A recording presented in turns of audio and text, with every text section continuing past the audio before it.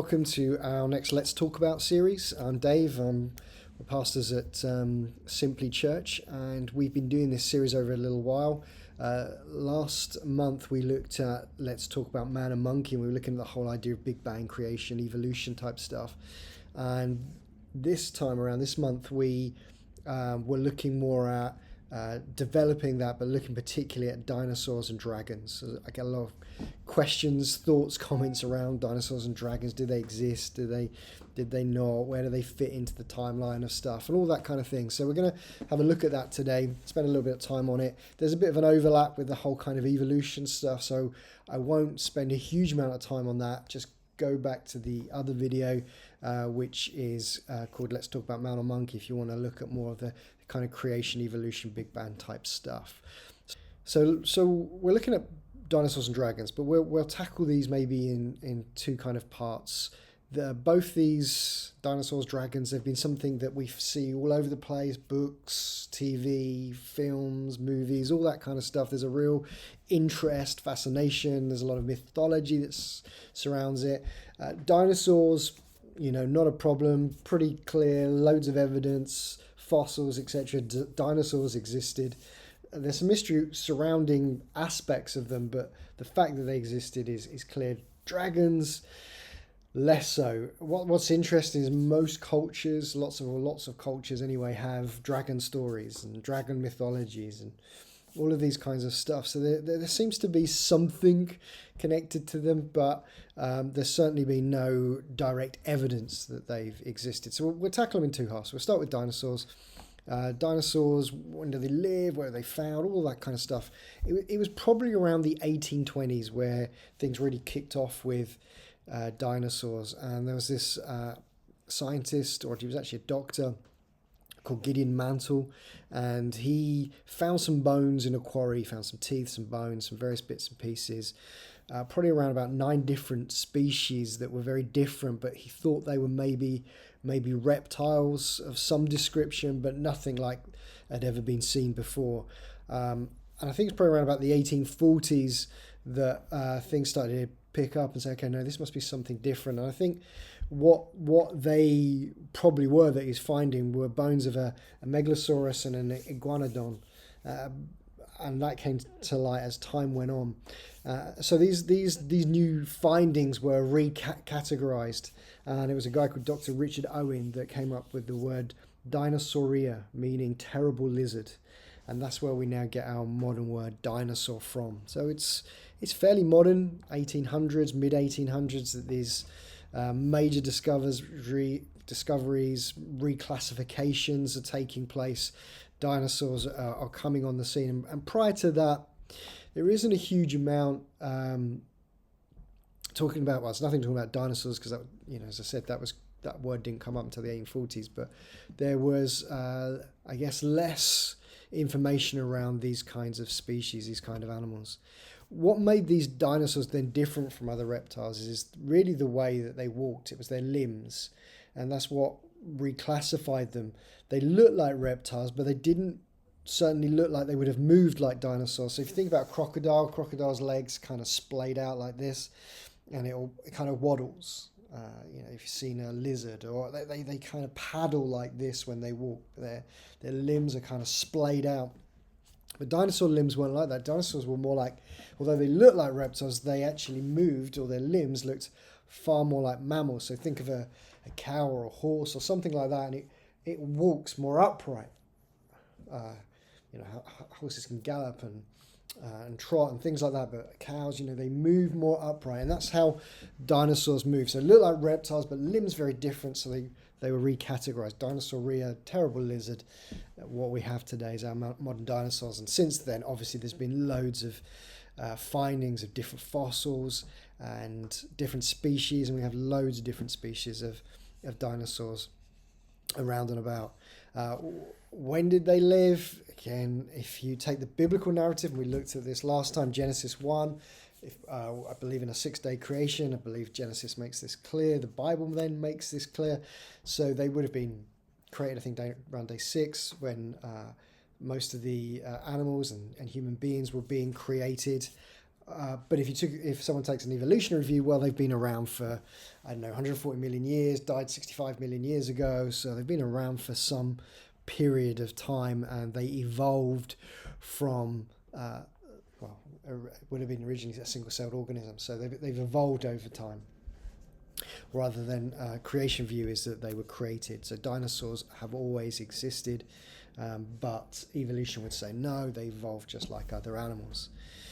What did they eat? How big were they? They were huge. Some were huge, massive, far bigger than anything that we see today.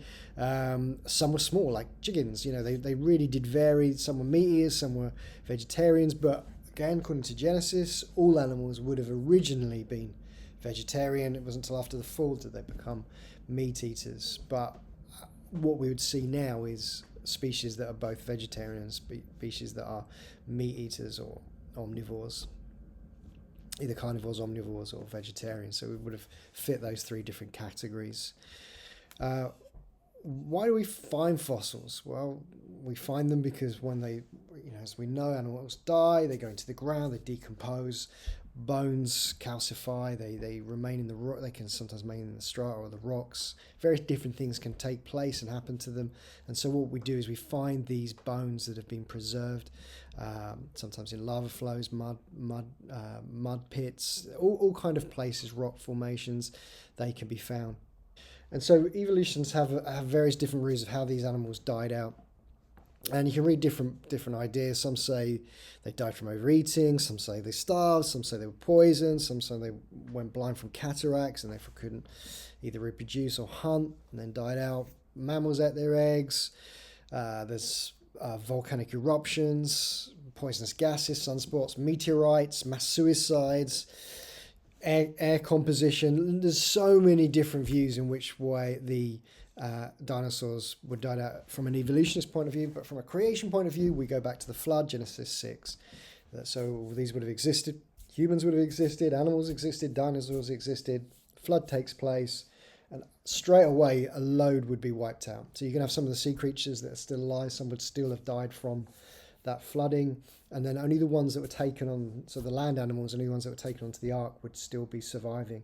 And they would have been taken on probably smaller, younger specimens, and so they would have survived on the flood. Then coming the outside of the flood, there would be a huge amount of changes. There'd be much greater competition, and so they would have slowly died out from competition, from probably poaching, from just the change in the atmosphere and the environment not being as stable and as healthy for them to have lived and grown in. So I think the flood story gives us a clear narrative of how and why these animals would have died out. Now, have they completely died out? Are there still dinosaurs living today? Now, this is the big question.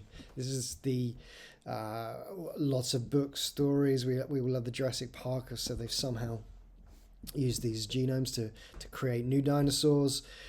We've got stories of things like Loch Ness monsters, and up in Loch Ness, this unusual looking dinosaur kind of creature. So there's lots of stories, and there have been some sightings, mainly sea sightings, which would make sense because the oceans are so, they're largely unexplored. Plus, if it was flood after flood and flood conditions that were the big issues, sea creatures are more likely going to survive. And it's interesting, most sightings are sea creatures or river animals. I'll just mention a few. There are quite a lot. So we've got dinosaurs spotted in the Congo. Now, again, these areas are largely unexplored. And even if we think of things like the Amazon, just so much of it unexplored. So these would be the places that you would expect them to be if they're going to be anywhere. And so there has been sightings around the Congo. National Geographical have done write-ups on it. It's mainly the natives, which again would make sense, that have seen these dinosaur kind of creatures. Never been verified, not 100% proof, but there we are. But like I said, some of the bigger ones are more like the sea creatures, and a lot of naval captains have made records in their sea charts about seeing some unusual creatures. Now, these guys, you've got to think, they are used to being in the sea.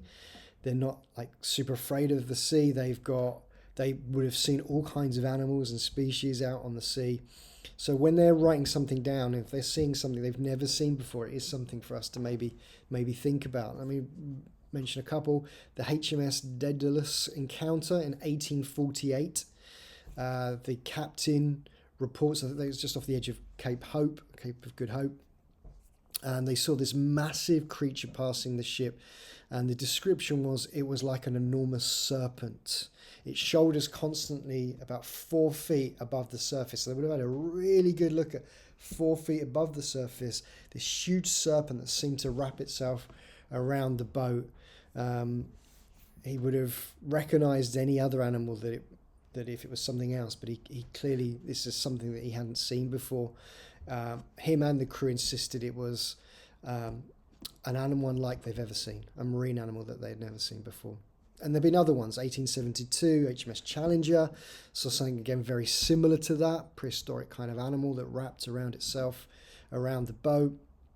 And then there's just general lots of sea monster laws from 19th century naval vessels seeing these kinds, and there are lots of them, which kind of makes you think that at least they maybe did exist or maybe still do, but they're in oceans and we've hardly explored the oceans, or they may be in unexplored areas like the Amazon Congo, that kind of area where you kind of would understand, yeah, that would make sense. Nothing's been totally proven, but there is at least some eyewitness accounts that there seems to be some sort of dinosaurs around and about.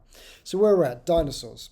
Clear, they existed, got the fossil record of it. The word dinosaur around 1940, Dinosauria, terrible lizard, came into being. Why they were different from reptiles is the way that they walked. The biblical narrative, I believe, speaks out against the evolution narrative, which kind of says they evolved and then died out through, umpteen different potential reasons.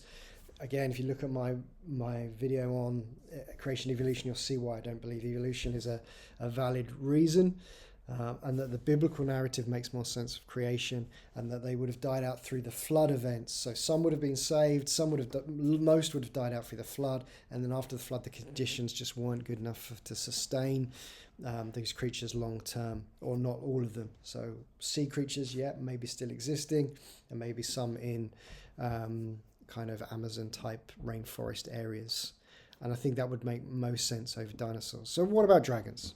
Now, dragons is an interesting one. Like I said, there's no proof that there are definitely dragons, but there are some interesting things both in the Bible and from culture. As I mentioned, many cultures have dragon stories and folklores and mythologies.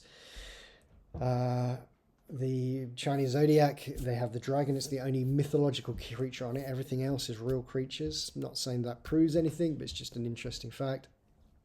But dinosaurs are found in ancient literature. Dragons are found in ancient literature. They are written about, even in the Bible, in the authorized version, the 1611 version.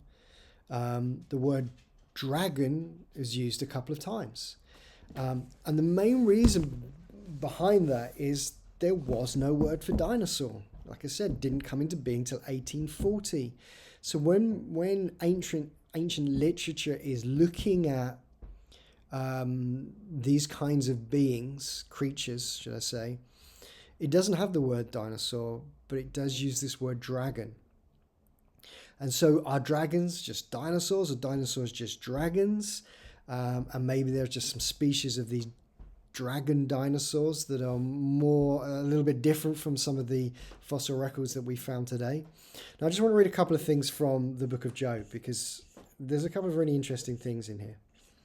And like I said, this word dragon, that's the Hebrew word Tanian, is found in various places in the Old Testament of the Bible. It's found in the Psalm 74. It's found in this idea of, are there other creatures that we can see? So, like I said, dragon was written in the Old Testament authorized version because there was no word dinosaur. Now it normally translates as like monster or sea monster or something like that. But there's a couple of stories in particularly in Job 40 and 41 that look at dinosaurs, dragons. So I just want to quickly read them. So in Job 40, in verse 15, it says, "Behold, Behemoth." Now, it's a large animal, but no one really knows what it is. Some Bibles might put a hippopotamus or something like that, or an elephant, but let's just listen to its description. Behemoth. Is made, so it says, "Behold Behemoth, which I made," this is God speaking, "as I made you. He eats grass like an ox. Behold, his strength is in his loins, and his power is in his muscles of his belly. He makes his tail stiff like a cedar." That doesn't fit a hippopotamus or an elephant. "The sinews of his thighs are knit together. His bones are tubes of bronze, his limbs like bars of iron. He is the first of the works of God. Let him who made him bring near his sword, for the mountains yield food for him, where all the wild beasts play. Under the lotus plants he lies, in the shelter of the reeds in the marsh. For his shade the lotus trees cover him, and the willows of the brook surround him. Behold, if the river is turbulent, he's not frightened. He's confident, though Jordan rushes against his mouth. Can one take him by his eyes, or pierce his nose with a snare?" So I can see why people thought maybe hippo is like a river-based creature, but the description, the size of it, and the tail fits more of a dinosaur. And then if we go in 41, something even more interesting, and it says this in chapter 41, it says, "Can you draw out Leviathan with a hook?" So this is a large sea animal. "Or press down his tongue with a cord? Can you put a rope in his nose, or pierce his jaws with a hook?" And it goes on to just talk about how big and ferocious this creature is. And then in verse 17 it says, "They are joined one to another, they clasp each other and cannot be separated. His sneezes flashes forth light, and his eyes are like the eyelids of the dawn. Out of his mouth go flaming torches, sparks of fire leap forth. Out of his nostril comes forth smoke as from a boiling pot and a burning rush. His breath kindles coals, and a flame comes forth from his mouth." Now, no wonder we see these fire-breathing dragons. This is another creature, Leviathan, that seems to be able to breathe fire. Now, you could say, well, is it just kind of pictorial? But Job isn't really. Job is telling us real things. This is this guy who God allows Satan to tempt and to, in a way, bring infliction upon. And God uses it to show the faithfulness of Job, and Job to actually discover who God really is. But it's real things that we read about in Job. And so we've got this behemoth, which looks like a dinosaur, and we've got this Leviathan, looks like a dragon. So maybe dragons and dinosaurs are really the same thing, but maybe this fire-breathing creature that we see, How to Train Your Dragon or Dragonheart, whatever the different movies are, maybe they're not as far from something of the truth. Now, I'm not saying there are. I'm not saying they look like How to Train the Dragon. All I'm saying is there's here a creature that's a sea creature that does seem to breathe fire. And so I think the stories, the legends probably do come from something that's real. I think they probably are all some kind of dinosaur, and that they probably did exist. And maybe some, I'm not saying fire breathers, but some obscure dinosaurs may live certainly in deep oceans or in unexplored places of our world.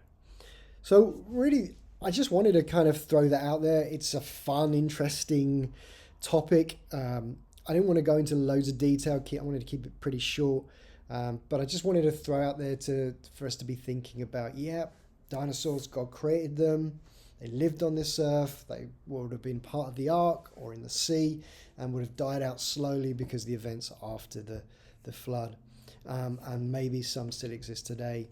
Dinosaurs, there's the evidence for it, so there's no question. Dragons, fun, interesting, maybe hints at, like I said, the word dragon existed as a word before the word dinosaur, so it could be interchangeably used, and maybe they can be interchangeably used as a creature. And maybe there were some that even could breathe fire, but it certainly looks like in Job there was something of that was taking place. So if you do have any thoughts or questions on this, I hope it's just some interest, something a bit more light and fun for us to look at. But do feel free to reach out to us if you do have anything else. Turn